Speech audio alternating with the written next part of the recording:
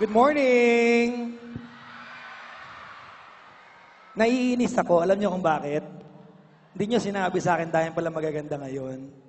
Kanina pagdating ko dito mga kaibigan, pagpasok ko dyan sa anong tawag dyan, basta sa buffet area, lahat sila naka-coat. Oo, parang ako nga kasama ako sa inyo eh. Mga kaibigan, magpasensyahan niyo po, wala pa akong tulog. Galing po sa programa ko kagabi. Sino ba nakikinig ng TLC sa inyo? Sino po nakikinig ng Wild Confessions? Sino po sa inyo nakapag-confess na sa akin? Wala. Eto, may pakiusap ako sa inyo ha. Parang awa niyo na, huwag kayong makikinig sa akin. Itulog niyo na lang yan. Wala kayong papala sa akin mga kaibigan. Magandang umaga. It's my second time to be with the Gapos event. Last year nandito po ako sa Gapos Baby. Kanina, nung may opening tayo, nagulat ako. Akala ko Aliwan Fiesta na. Sabi ko, bakit may mga ati-atihan tayo dito? Ayan ha, nakakatawang isipin mga kaibigan, hindi ko po alam kung ano ang final coaching. Ano ba to? Ha? Mag-aaral kayo? Ba't may mga sumasayaw dito? Nakakatawa. Pwede yung palakpakan niyo si Sir Ray Gapos? Hindi ko alam mga kaibigan kasi kanina, okay lang magkwentuhan muna tayo bago ipakilala ko bago ko pakiat ni Sir Ray. Okay lang? Oo, wala nang magagawa sa Sir Ray, mag-aantay naman siya, di ba Sir? Mama, pag-aantay natin si Sir Ray. Kanina po kausap ko Sir Ray sa backstage, ay sa kalikod, may sinabi siya sa akin, sino po in love sa inyo? Sino po in love? Nang pa-plastic nyo, ha? Oh, ayaw niyo umamin. Bakit? Narinig niyo ba kay Sir Ray? Pag in love ka daw, this is similar, you are para ka daw mentally ill, di ba? Falling in love is similar to mental illness. Basta alam ko, pag in love ka, nakakasira ng budget yan. Mga kaibigan, ayaw kong magtagal dito. This event is not for me. Mamaya meron tayong special number from one of very, very known performers. But in the meantime, I'd like to call up the stage and the man behind sa kaguluhang ito sa ating final coaching today. At the man who authored the first book na ginawa ng Pinoy for Nursing, Sir Ray Gapos. Sir, saluhan mo ako dito. Morning! Maganda umaga po! Ayan. Yung bati ko halatang no? Oo, sir. Parang namaos ka, Galing sir. sa ilong. Okay, Oo, anyway. okay.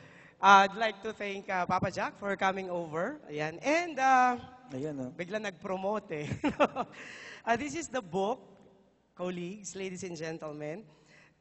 It is dubbed as the last book that you should read if you want to top the board exam. Yan. Okay. Available and it's only like 500 pages, so it's not gonna be difficult to finish it. Sir, we're here to talk about the book. Yes. May tanong ako, sir. Yes, sir. You wrote the book. Yes. Wala kang magawa, sir. Hindi. Ang daming free time, sir, di ba? How can you write a book as thick as this alone? Actually, it took me the whole of 3 months hibernating. 3 months. Okay. to Kahit nga basahin yan, sir, 1 year ako niyan. No, to finish the book. And of course, in some parts, I asked the help of some friends who are experts in their field. But more importantly, ito kasi yung libro na nung ginawa ko, para lang ako naglalaro. Dahil yung mga magbabasa nito, kahit naglalaro, matatapos nila. Okay, so very friendly po yung book. Very user-friendly to, okay? Parang yung mga mananliligaw, user-friendly. Okay, anyway. Sino naliligaw dito? Dahil plastic ngayong araw na to. Sige, pag-usapan natin libro, sir. Joke. Okay. Good morning, everyone. Ayan, sir, ano ang meron sa libro mo na pag, halimbawa, nursing ako, sir, Okay. bibili ako ng libro. Okay. Diba? Because it's barely a month, no? Board exam na. Totoo. Oo. Pag bibili ako ng libro, ano yung meron sa librong yan for me to get it other than the other books? Okay. May 3 features to, di ba? Eto na. O, sige po. Pag sinabi natin features, alam mo ibig sabihin nun? Oo po, sir. Yung parang, what's your favorite feature? My favorite feature is my graduation feature. Oo, Yung sir. ganon. Oo. Okay. Okay. Okay, hindi. May mga features siya na wala sa iba. Okay? Let me show it to you on screen. Okay? First and foremost, yung libro, illustrative. Kung ano man yung dinidiscuss niya, meron siyang drawing. Okay? So, hindi siya boring basahin. Second, yung mga mahirap pag-aralan, like for example, yung mga estudyante mahirap i-differentiate yung myasthenic crisis, cholinergic crisis. Ito, pinadali niya kasi nilagay niya symptoms common to both. In-identify niya. Tapos, symptoms that differentiate the condition. So, i-apply natin to. Example, whether you have myasthenic crisis or cholinergic crisis, may muscle weakness. So, if a patient comes in with muscle weakness, hindi mo alam kung cholinergic or myasthenic crisis. Pero pinadali niya yung proseso eh. Pag may muscle weakness pero may hypotension and bradycardia, you have cholinergic crisis. Sige, sir. Ano Pero ba yun? pag may muscle weakness Hindi ko alam eh. with hypertension and tachycardia, Hypertension! Kayo, masyado naman meron kayo. kang myasthenic crisis. Oh, kita nyo na, Diba? myasthenic crisis. Ano ba yan, sir? So napakaganda talaga yung kanyang presentation. Very friendly, sir. Very friendly. Kailangan mag-nursing ka pa, ha? Oo. Mascom ako eh. Tapos, another important feature, yung mga common concepts na lumalabas sa board exam, nakaback siya, may key points. These are the common things, sir, na nasa exam. Yes. Okay. And then finally, okay, meron siyang drill. Like for example ito, word crossword puzzle. Nakalagay, how many types of paraphilias can you spot from the word puzzle? So napakaganda. Now, ang maganda niyan, this occurs with each concept. Halimbawa, dito sa libro, ayan.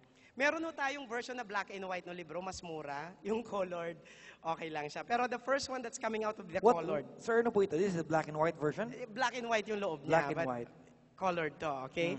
So, ang maganda dito, like for example, may concept. Halimbawa, heart failure. Yun naman, Okay, ay, yun alam ang ko yan. familiar Heart ka eh, failure, sir. heart failure. Heart failure. Correct. So, may drawing yon. After nun, meron siyang table that simplifies left-sided and right-sided heart failure.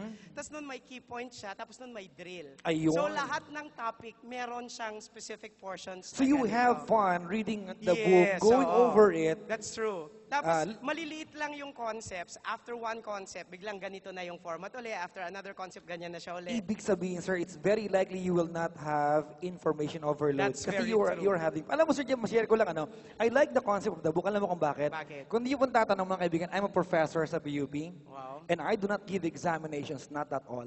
Okay. Kasi naniniwala ko na ang maaalala ng estudyante, yung pinagkwentuhan nyo. That's true.